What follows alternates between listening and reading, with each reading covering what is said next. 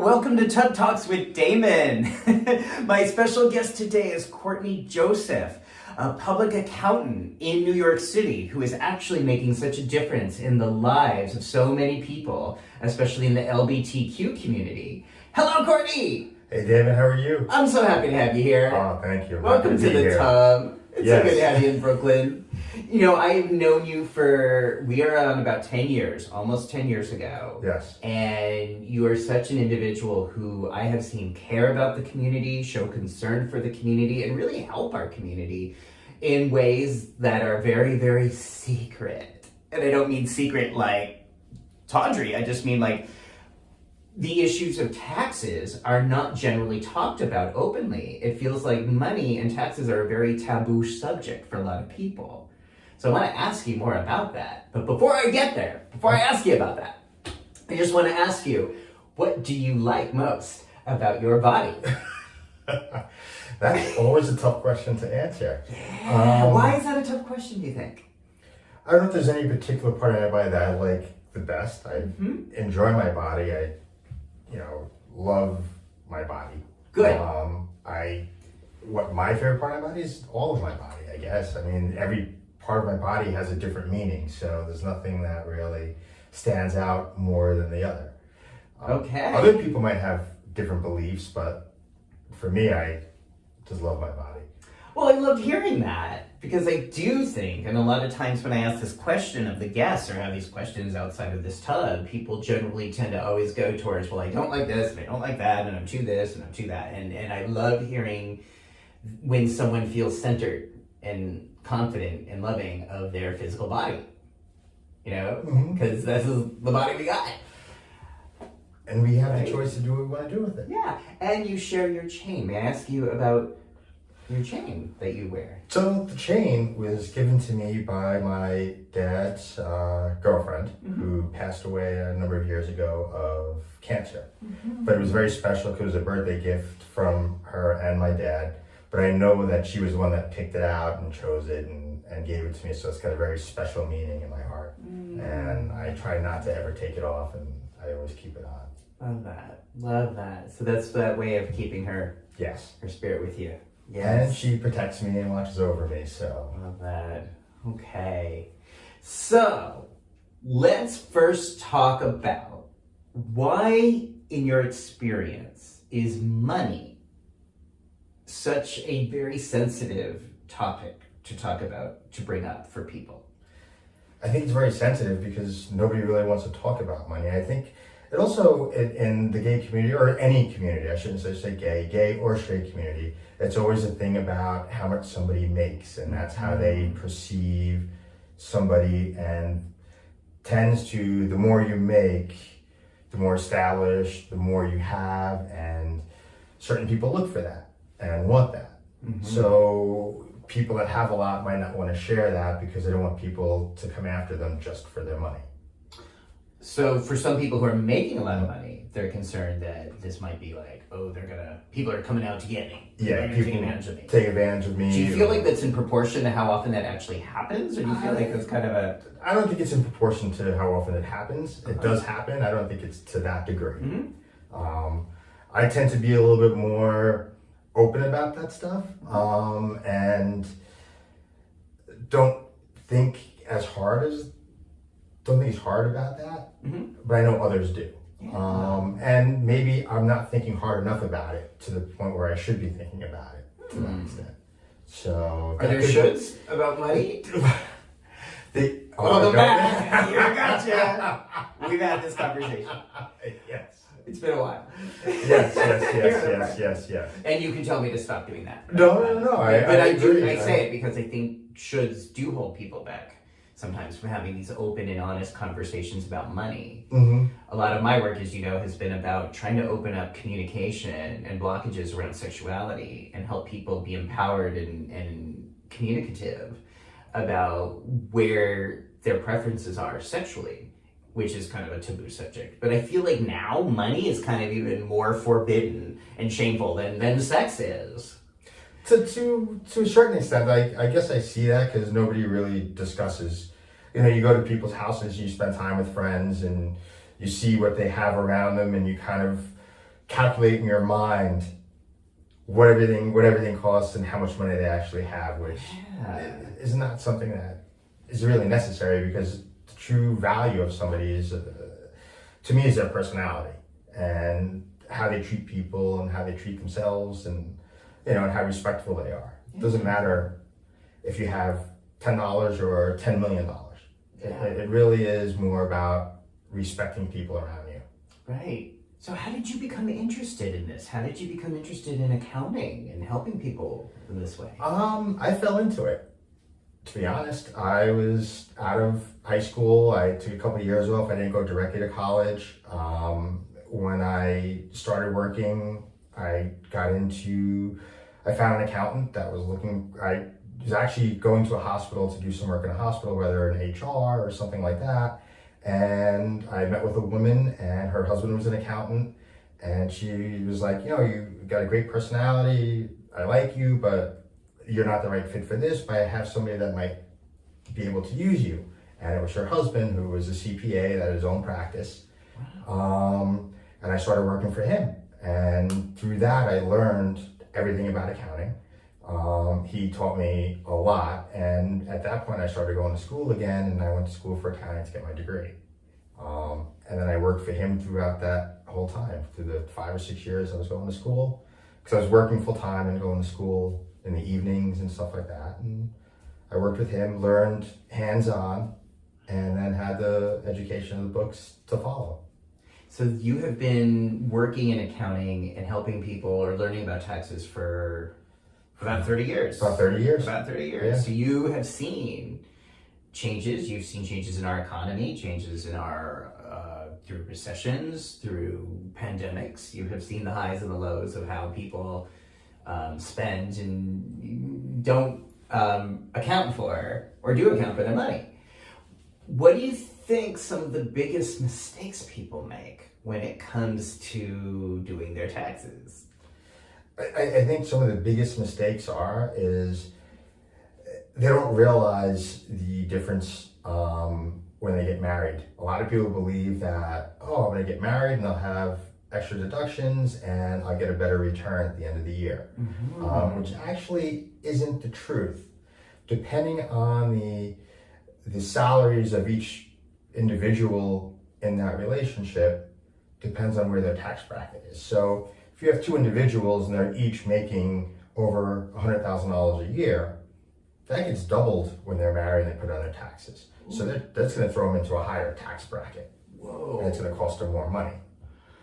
And have you ever been the person who's had to tell married couples, like, hey folks, guess what? This is what we're looking at. I have had to tell people that, and they were shocked and didn't understand, and I just had to explain it to them. I was like, when you really think about it, when you go back to the 40s and 50s and 60s, when couples got married, there was only one person in the family that was bringing in the money. It was usually the husband that was going out to work every day, and he had his wife and kids, and he'd come home, and whatever he made took care of the family.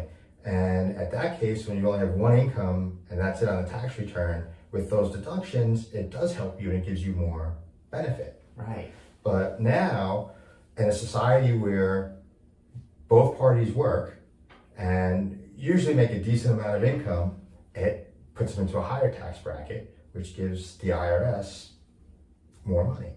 Interesting. So since I work with a lot of couples, sometimes who are married or newly married or going towards marriage, so often same-sex couples, this is one of the things that I think they rarely ever consider or talk about. And I try to tell them, I don't have as much information, but I do try to remind them that although marriage can be a very rewarding emotional and spiritual connection, it is also a very important legal and financial connection. And I think people kind of don't think about marriage that way in our culture. They're like, oh, if you love someone, that's just what you do. You show you love someone by marrying them, forgetting that marriage, and first, in my mind, in my opinion, first and foremost, is a legal financial commitment you're making to join your resources with another person, which has the potential to bite you in the ass in a bad way. Yes, definitely. So Might be good, yes, but in a bad way where people don't always realize, like, oh wait, if we're both making a lot of money and we're finally together, now we have these higher taxes now that we're in the higher bracket. Yes. And similarly, if one of you is defaulting on a loan or a debt, the other person can be accountable for that. Can be held responsible, yes. Can mess with your credit score. Yes, and definitely. all that stuff. It'll mess with the other person's credit score. It won't technically affect your credit score because you're an individual, and however you pay your bills and however you manage your money on your own with what's in your name and your social security number is what really affects your credit score. So let's just say theoretically, if I had a husband, which I don't, which I'm not, but if I did, and he were to not pay his credit cards and fly the coop and leave all his debts here, would that mess with my credit score, with my credit history, if we're legally married, but these accounts are in his name? Would they come after me? If the accounts are in his name alone, and only his social security number, and you're not attached to them in any way, it won't affect you. Okay. Even if we're legally married. Even if you're legally married, it won't affect you. What happens is when people get legally married, they get credit cards in both their names. Right. They all of a sudden they have both social security numbers on file with that information. Fascinating. So that's where they get both parties involved. But if each of you keeps your credit cards separately with individual social security numbers on your own, they don't have a way to track who else is with you. Remember, the credit card company doesn't know that you're married. Oh. I thought they could like, boop, boop, boop, like type that in a resource and be like, psh, here's the husband, here's the wife, let's go after. No. They might be able to find certain information out, like you might be married and stuff like that, but they really can't find out your social security number or any of that stuff. So what comes to my mind, and this is actually a really personal memory, but when it was in my 20s, I had the power of attorney for a loved one who was dying of HIV of AIDS, who I lived with. Mm-hmm. We were not romantically involved, we were not legally entangled, but I was his executor of his will. So when he died with a fair amount of debt, those folks tried. They tried to come after me, and at first I was scared because it was like they were threatening me to come after me and mess with my credit and to make me pay for his debts, even though I had no sexual, emotional, officially financial connection to him. But they scared me enough that I thought, oh no, if I'm the executor of his will and he's gone, what I have to do at that point. Well, see, that's again, they tried scaring you. It was a tactic they used to try to get you to pay for his debt. But they have no right to. All you are is an executor of his estate. If there's money in his estate, then you're going to take that money and pay whatever bills need to be paid. And honestly, there's a list of things that come first before credit card debt. You know, mortgages, taxes, things like that all come before credit card debt. Wow. So once those are all paid off, if there's any money left, then you pay the credit cards off. Okay. But if there's no money left, then the credit card companies are shit out of luck. Wow. Okay. Which was the case here. But I had some money, he didn't. And so they intimidated, scared the shit out of me in my 20s. I did consult an accountant who clarified exactly what you're saying. He said, no, don't respond to that. Don't even answer the phone. Don't give them any power to, because they're going to try to make it sound like you're legally responsible for his debt, which you're not. But you're not. Okay. God, this is good. I'm glad we're talking about this because we're recording this during tax season, but I think when this is watched, it's probably going to be outside of traditional tax seasons. Mm-hmm. And yet your work, helping people with taxes, this is something you do all year round. Correct. It doesn't just end at April 15th. No. What are the other issues you deal with during the rest of the year? Well, I mean, a lot of people, if they have businesses, they still have other taxes. They have payroll tax, they have sales tax. There's other things that need to be monitored and taken care of throughout the year. Even monthly reports to see what their profit and loss is for a certain period of time. So there's always stuff that has to be done to bring you towards the end of the year of that tax filing. Okay. As an individual, if all you have is a W-2, there's really not much to do until the end of the year. But if you have a business on the side, or you have a business or a company, there's other things that you can do and look out for, and some bookkeeping things that need to be done on a regular basis. So I'm just going to ask you a question for again, this is like my own, this is the question I don't know. I've never quite understood, because I work a private psychotherapy practice. That's my primary means of income. I've never established myself as an LLC. I just like file my taxes as a person. Is there, and I'm asking this because I know other people watching this are in a similar sort of thing. Like, if I'm an independent entrepreneur, if I'm running my own business and it's just me, I'm not doing paychecks, I don't really work with any other people, does that hurt or help me to do it individually, or would it be smarter to establish an LLC? At that point, it doesn't matter. Okay. What matters is people that have businesses where they can actually get sued. So if you're running a business and you have the potential of getting sued, if you have it just running through you personally, then when they come after you, they're going to attack all of your assets, whatever that is. That's what they're going to go after. If you're in an LLC or an S corp or something to that effect, they can only sue a single entity.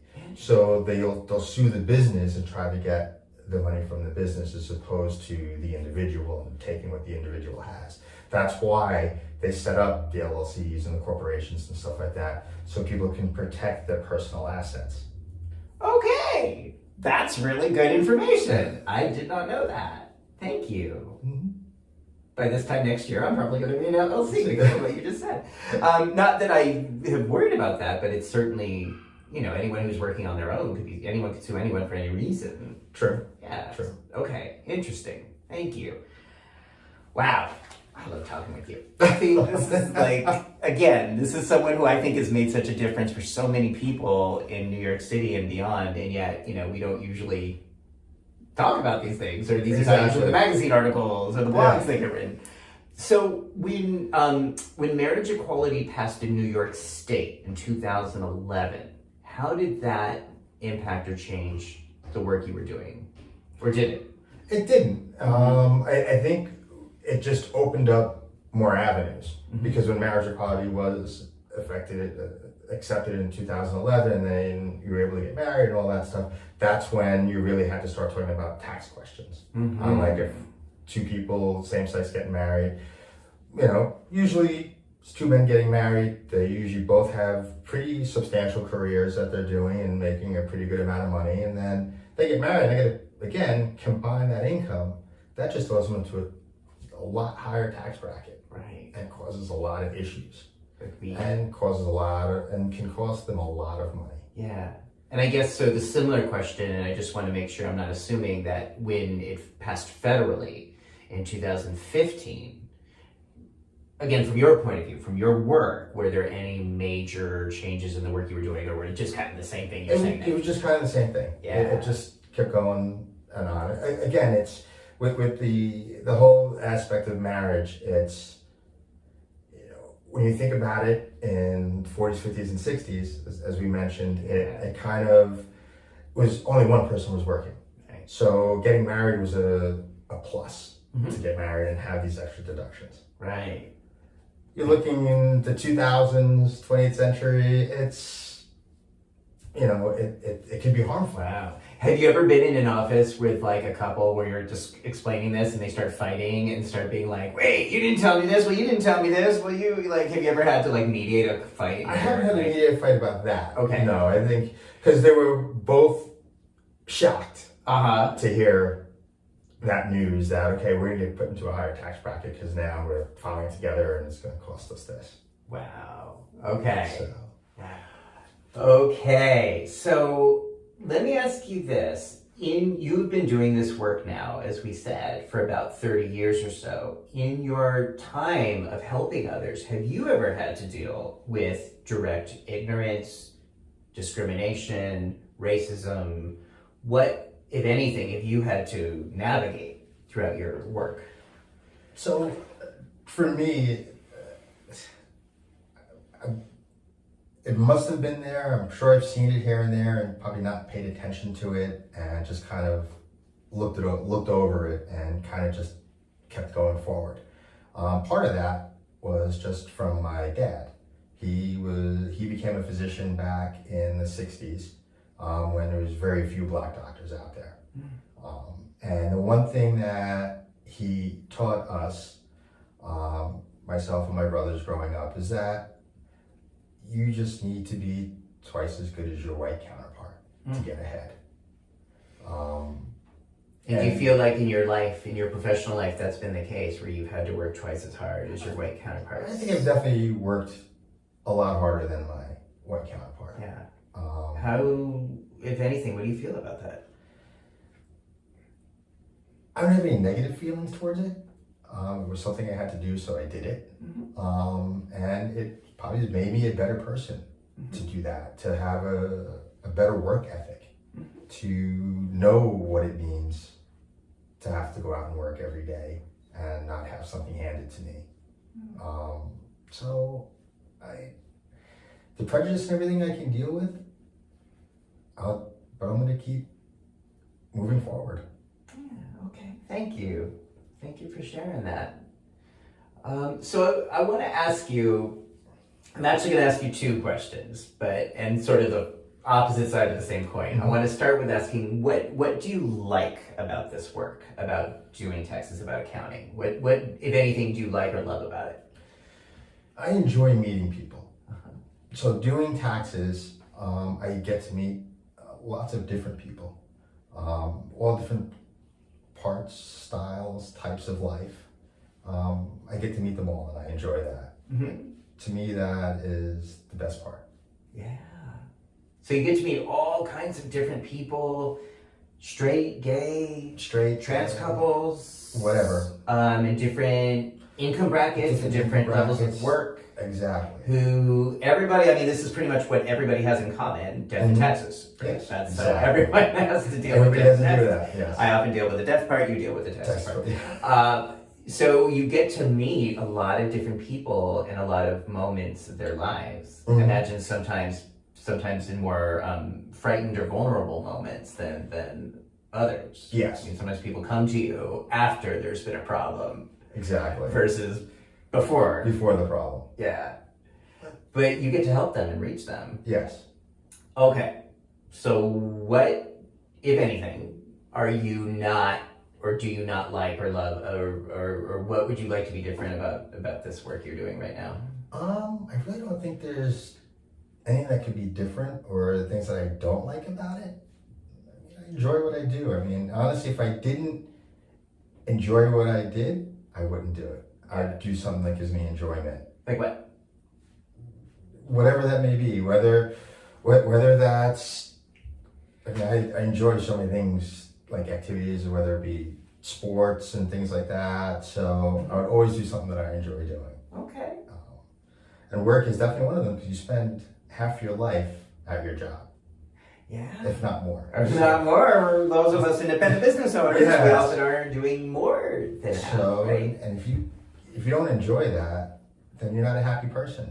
Right. So it still has meaning for you. Yes. There's still things about this that are meaningful for you. Helping people, meeting people in this way. Yes. Is relevant. Are you still playing sports? I do. Okay. Has there been, I mean, during COVID, has there been opportunities to play team sports? No, there hasn't. It just started, I just started playing softball again last summer. Wow. So I've been playing football for a number of years prior to that.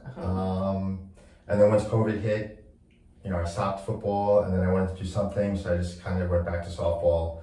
A little bit less injuries. In softball? In softball than in football. Yeah. Yeah. But I do miss football a little bit, because I do miss the camaraderie. I do miss the teams, and always going out after the games. You miss the wide receivers. Yeah. I thank you for laughing, because the first time we met at Splash, I made that joke, which is a ridiculous joke, and I appreciate you laugh then. I really appreciate you laughing now, because it's a ridiculous joke, but my humor is, that's my humor. It's like, which is fine. I like that. All I can think about with football. Tight ends, wide receivers. There's a lot we can work with there. Yeah. Okay. Definitely. Well, so let's think about what are some of the myths that people have about taxes. Out of the top of my mind right now, I think I hear a lot of people saying, well, there really is no one running the show at the IRS, so we can get away with whatever shit we want to get away with because no one's really paying attention right now because they're so short-staffed with COVID. Is any of that remotely accurate? Of course, it's accurate to a certain extent. There's not enough people, they don't... But at the end of the day, if you're grossly taking advantage of the IRS and you're at a higher income bracket, they will come after you at some point. How would they know? How would that be something that would ping on their radar? So a lot of things with the taxes that people don't realize is that if you file a consistent return all the time, then it's very, very rarely will that raise a red flag to them. But if your returns are up and down and changing and lots of money this year, no money this year, if they see a lot of that, that's when they start to review the return a little bit more. But when you're consistent, they're not gonna really go after you when it's consistent. Okay. I would say that again, if you're in a lower tax bracket, they're probably really not gonna come after you at all. It'll cost them more money to come after you. Interesting. Than they'll collect. Okay. So they want to get the people that they know they're going to get a lot of money from that'll pay for the cost of having that agent do that audit. Okay. Is there ever any feedback that they get from accountants who have your experience and wisdom? Do they ever encourage people to have a discussion about how they could be making their services more user-friendly and have better engagement with the community than they have now? Do they ever even ask you for that kind of feedback? No, they never. I've never been asked that. Do you think it would be a good... I think it would be a good question. sort of bridge between community and government? I agree, but I don't think as a government worker, somebody's really going to worry about my feelings and how I feel. Good point. I guess because I think about healthcare and I think about HIV, and although there's a lot of government bureaucracy, I do often see individuals making efforts to say, let's engage communities. Let's try to have a conversation that involves people working in the field and working in the White House and see where there's common ground where we can meet. But I'm guessing with taxes, there's none of that. There's none of that. I haven't seen any of it. It's possible that it's there. I haven't seen any of it. Wow. Okay.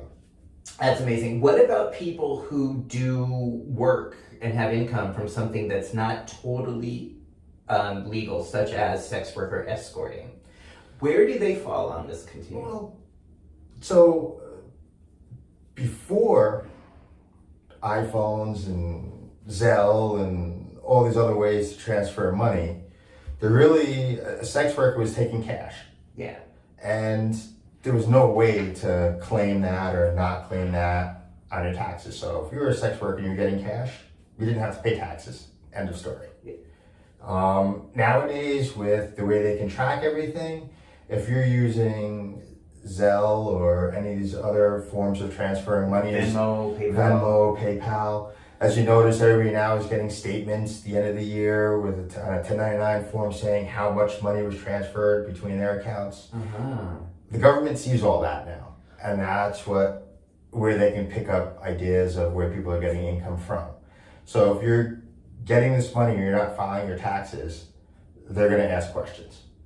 Okay, so if you are getting money on Venmo or PayPal, and you say you're not getting income at the end of the year, that's going to set off... That can set off a red flag, because the government is getting that. Because remember, when you sign up for these accounts and for these Venmo and PayPal and all that stuff, you're giving your information.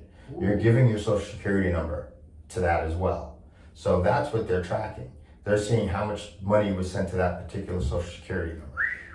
Now, again, I know that you can't say yes or no, but I'm just asking for speculating. If someone has a minimal income, like if they're making under $50,000 a year, but they're doing it on one of these sources, but not totally accurately doing that, what do you think? I mean, again, in your experience, I'm only asking you to speculate. What do you think it's likely that they're going to get in trouble if they're sort of underreporting a minimal income? At this point, I can't see them getting in a lot of trouble. Because they're really looking for people, if there's one person that's making, 50 grand or so, and they see that, and there's another person making $2 or $3 or $4 or $500,000 using these apps, they're going to go for that person more than they do for the $50,000 person. Because the taxes that this person at $50,000 is going to owe is a lot less than the taxes that somebody at $500,000 is going to owe. Okay, interesting. All right. If I haven't, is there anything else you think people watching this would benefit from knowing or understanding about this process? I have a lot of people following who are gay identified men, 40s and over, a lot of them independent business owners, a lot of them married legally. Is there anything I haven't asked you that you think is important for them to consider in the process of doing taxes and monitoring their taxes during the rest of the year? Well, again, depending on what they have, depends on what they should monitor and what they don't need to monitor. Uh-huh. If they have businesses and stuff, of course they want to monitor what's coming in, what's coming out. They got to monitor, if they're paying the sales tax, payroll taxes if they have it. Mm-hmm. But if they don't have any of that and they just have their income at the end of the year, there's really not much to look at. You just keep track of the expenses you have that you've spent for the business. Okay. So if someone watching this has further questions and wants to work with you professionally, what is the best way that they could do that or consult with you? Can people outside New York State consult with you? Yeah, people outside New York State can consult with me. Okay, how do they do that? They can send me an email. Okay, and your email, I'm going to put it right underneath if you're watching on YouTube, but you'll tell me what. I'll tell you what it is. Okay. You can put it on there. Okay, so it'll be right there on YouTube.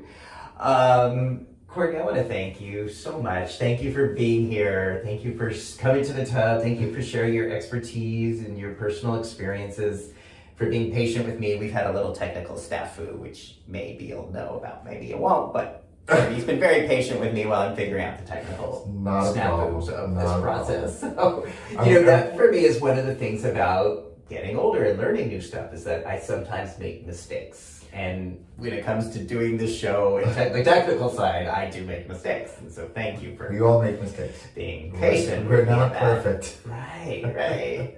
Okay. Thank you so much for being here. Thank you so much for hanging out with me. Thank you so much for helping our community. If you like what you're seeing, subscribe right down below. If you don't like this show, subscribe, then give it to someone you don't like, because then I'll still get a subscription. I'm trying to get subscribers because if I get 1,000 subscribers on YouTube, they'll let me do live shows. Oh, wow. And if we do live, we can talk about what's happening in the news right at this moment, news breaking, and we can do it here in the Tub, completely live. But I need subscribers to do that, which I do not have right now. So that's coming out. My little campaign is coming up around that. Everybody, thank you for watching. Do your taxes. If you haven't done your taxes, don't feel bad, don't feel guilty. Talk to Courtney or talk to someone you know, because there's still ways. If this is after April 15th and someone hasn't filed their taxes and they're freaking out, they still can do what? They can still file their taxes. It's not a problem. You have up until as many years as you need to file your taxes. Right. There's two things you have to remember. If you are getting a refund, if you have up until 4 years to file your taxes if you're getting a refund. After the 4 years, you lose your refund. Okay. You still have to file, but you'll lose the refund. But even if you're late, even if you neglected this, even if you've had personal or medical problems and this has just been beyond your scope of things you can cope with, it's not too late. It's not too late, no. Better to do it. Better to do it. If you owe, you're gonna get hit with a penalty and some interest, but you pay it and you move forward. But again, you can file whenever you want. It doesn't have to be April 15th. It could be the following April 15th that you filed for 2 years prior or whatever it may be. And if people come to you, you're not going to shame them and blame them and make them embarrassed? Not at all. No, that's not what you do. No. This is why Courtney's so amazing. You won't get any blame or shame if you're late on your taxes or, for whatever reasons. You are there. You help people. Yes. And one of my not so hidden agendas of doing this Tough Talk series is thinking about ways of us aging in a way that helps us to thrive on the spectrum of medical health, the spectrum of sexual health, spiritual health, mental health, and financial health. It is a really important part of growing older with a sense of agency and choice, is knowing what decisions we can make financially. And I think staying up to date with your taxes, And if you've fallen behind, to catch up and face the music, whatever the music is, but to do that, it can be done in a way that restores someone's sense of empowerment and agency and help them in the long run Yes. get older, make money, and have options about the things we want to do or the places we want to live, the people we want to see as we get older. Yeah. Right? Yay! Definitely. Okay! All right, everybody. Thank you so much for watching. See you next time on Tough Talks. Have a good night. Yeah.